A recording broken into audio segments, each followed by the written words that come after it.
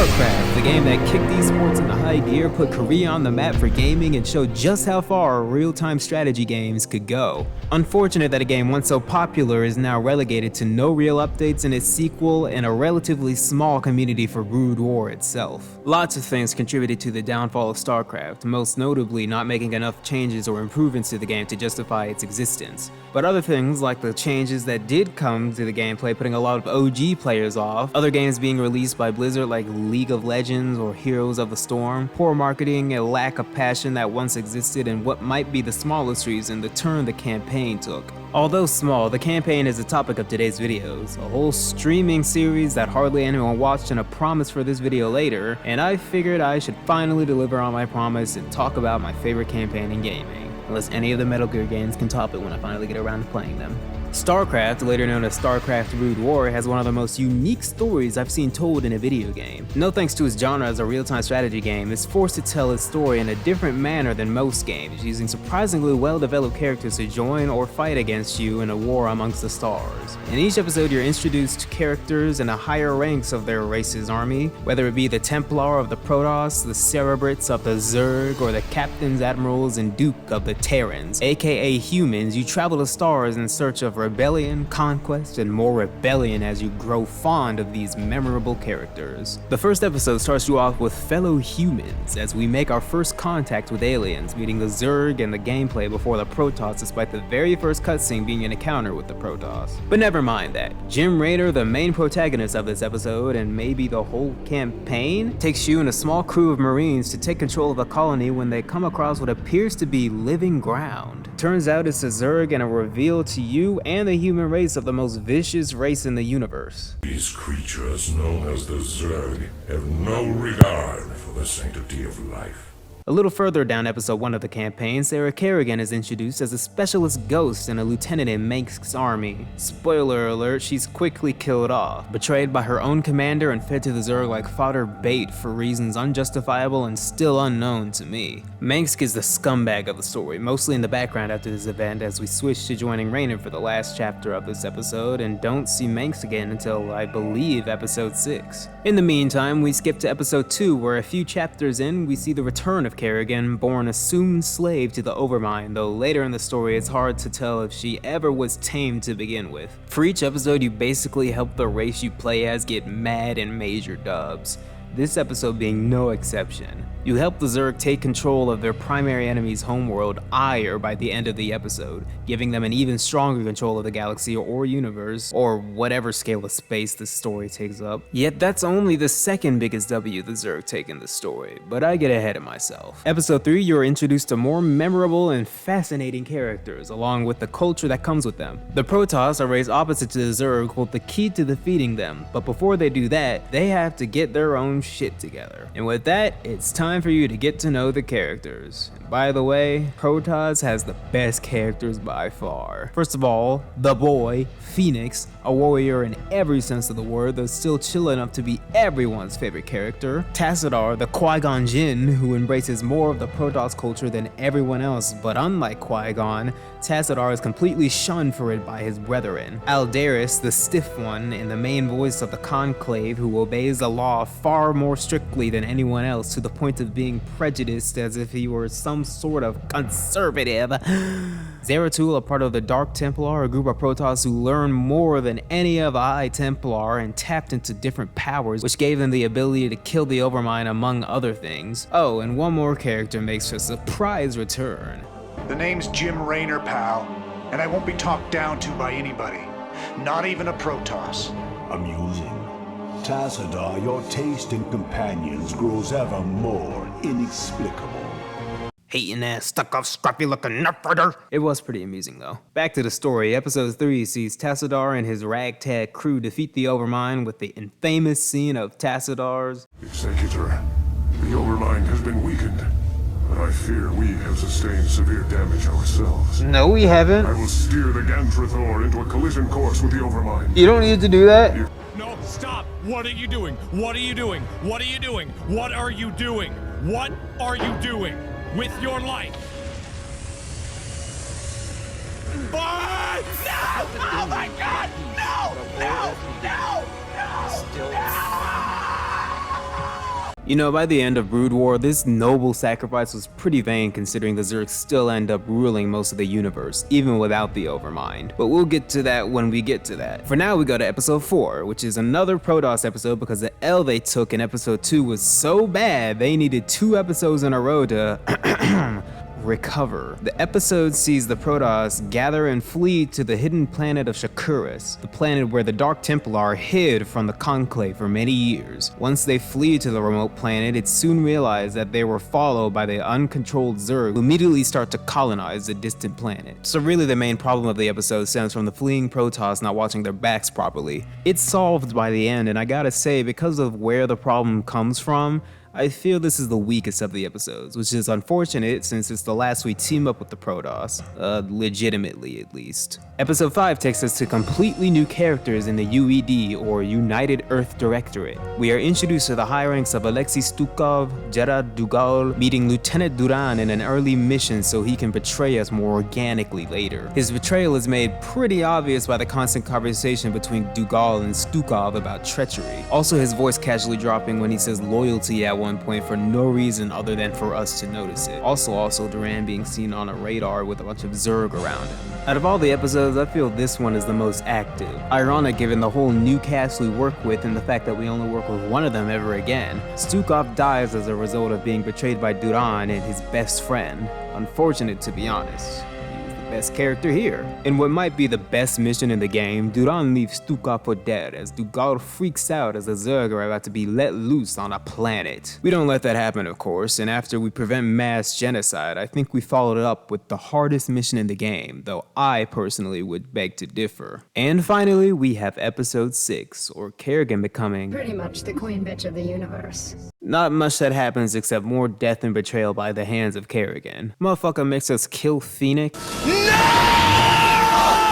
The Duke gets Zeratul to kill his matriarch, effectively trolls the boy Raynor and gets Dugal to kill himself, all with Duran and her trusty Cerebrit by her side. By the end, she rules the universe, only caring about the slaughter at the very end of the campaign. The end. All things wrapped up, except not really at all. Zeratul has gone to an unknown location. We didn't end it off with Raynor. We don't exactly know what Duran was supposed to be or where he came from, and that really wasn't an ending at all. Way too much left to be desired. Fortunately for us, 2 of those loose ends are tied with the secret mission, the one you get for beating mission 9 of the Zerg campaign with half the time you're given. Zeratul is seen on a remote moon with a few troops at his side. It takes place right after the mission you play to unlock it. Zeratul traverses the base on this moon, finding multiple testing tubes with Zerg and Protoss units inside of them, eventually getting to the final one where he discovers the abomination of a half Zerg, half Protoss unit.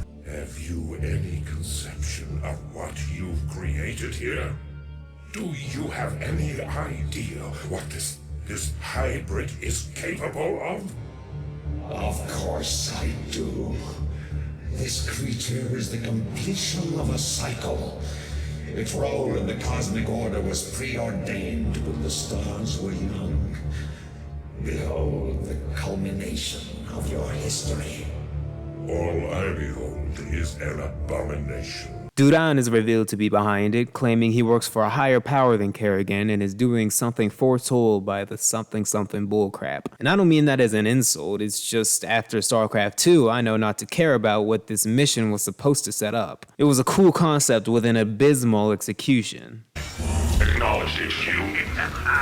I love the smell of toasted zerglings in the morning. Starcraft 2, the sequel to the great but ultimately less than perfect Starcraft Brood War, where the original / extension was bugged and needed a balance or general fix. The sequel accomplished fixing those bugs and adjusting those balance issues, making what was pretty much the best real-time strategy game around. Sadly, the people who got used to the janky nature of Starcraft 1 think Starcraft 2 is worse in every way, when really the main and only thing everyone else would say it truly failed was in its story. First of all, the characters. The main characters themselves are fine, a little flat, but fine overall. At least one new character from each part is great too, so that's a bonus. I'm mostly talking about fodder characters. Oh, man.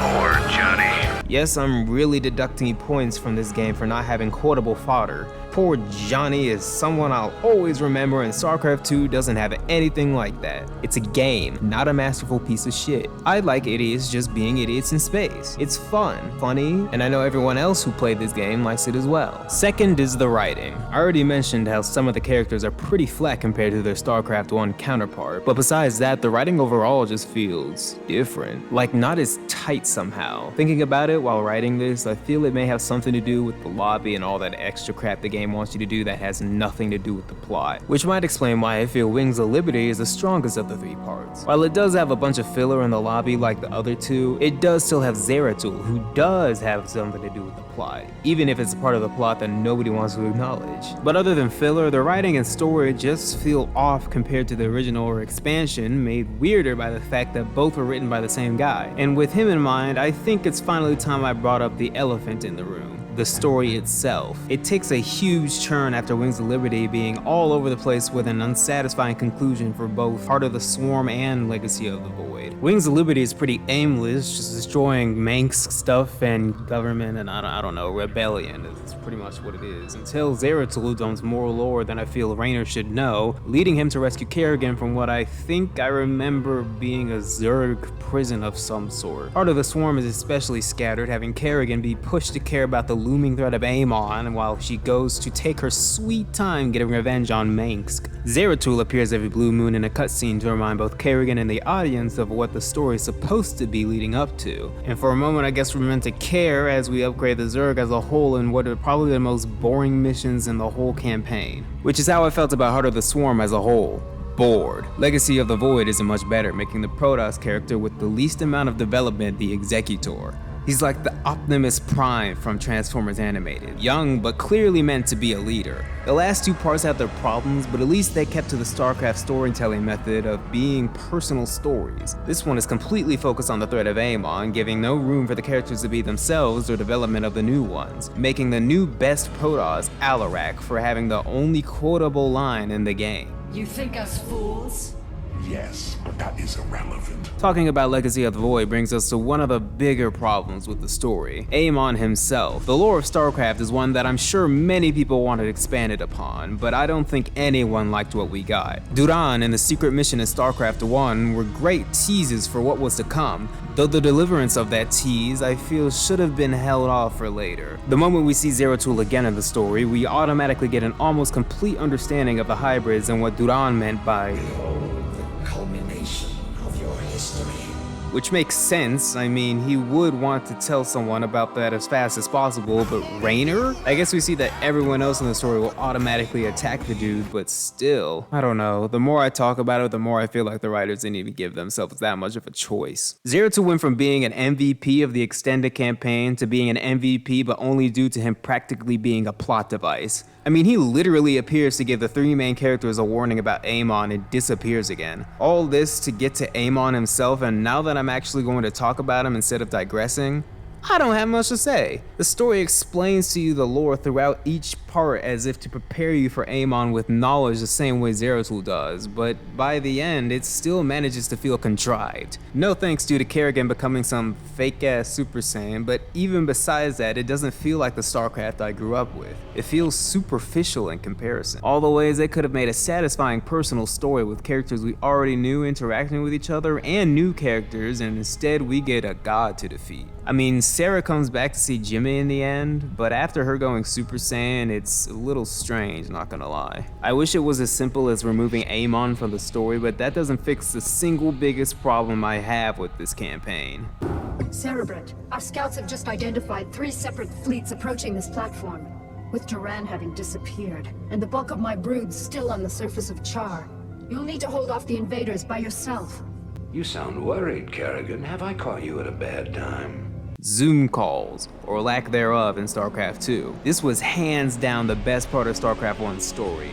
It's what made each mission connect and feel compact and streamlined. It's the main place the story took place. Sure, you have in-game dialogue and see major deaths while on the map, but the calls are where the juicy stuff happens. They're called mission briefings in-game, but there's so much more than that. Like, how would you have known what was going on in-game without them, especially in episode 2, where the units don't talk in cutscenes or otherwise? You wouldn't without Zoom calls or checking the pause menu, but That breaks the momentum of the game.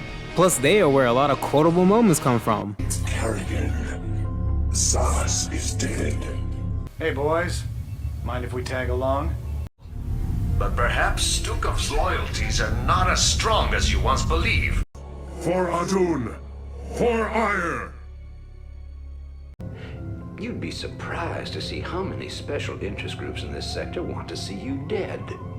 We hope to reach... To hell with you! You're making a terrible mistake. Don't even think to cross me. The hell with him. We're gone. This is bullshit. Give the boy some credit. He just tipped us off to a preeminent attack. However useful he may prove to be, Alexei, he will always be a traitor in my eyes. And you know that I cannot abide a traitor. Only too well, Gerard. Shut up, Arcturus. If I wanted your damn opinion, I would have beaten it out of you. In case you forgot. You were the reason she became what she is in the first place. You will be the doom of us all! You will be the doom of us all! You give me too much credit, noble Zeratul. I am not worthy enough to even speak his name. She is infested to the core. I, for one, will not listen to any of this. Silence, Judicator. Continue, Kerrigan. Clearly, Tassadar has failed us. You must not. Still suspicious of my motives, Jimmy? Always. Slaughter them all in my name.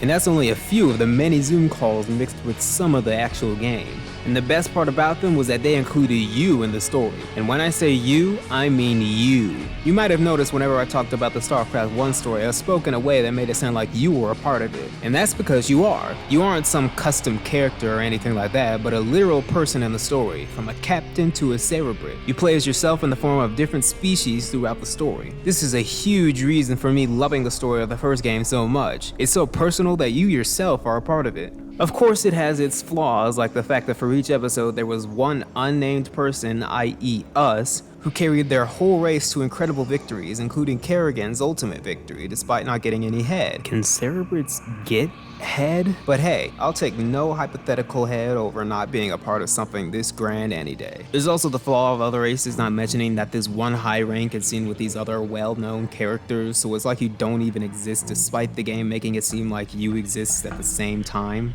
Thinking about the existence of yourself in this universe brings a slew of questions, but questions aren't the point of having you in the story. Telling a story with you a part of it in this way was and still is a very unique way of telling a story in a video game. And as far as I'm concerned, it's also the most acceptable way to do so. I'm on that Miyamoto mindset when it comes to games, man. But never mind that. Starcraft found a way to make you a part of the story without being an RPG or doing something cringe with you. And it will always remain a story that much more memorable because of it. At this point, all I gotta say is how much of a shame it is that such a great campaign took a turn so far from what people would have expected from it. Blizzard really had something cooking with this franchise, and like many others under its belt, they let it slip away into mediocrity. With that said, that's all the energy I have to criticize the video game for today. Sorry if you expected this video to be longer because of the fact that I streamed almost the whole series, but really I just wanted to stream the playthrough of a game. Sure, this video was always in mind while streaming it, but hey, I was broke and needed something to play at the time. As for the next game I stream, I honestly just hope I'm able to put an argument to rest. See you later, and always remember to stay ambitious.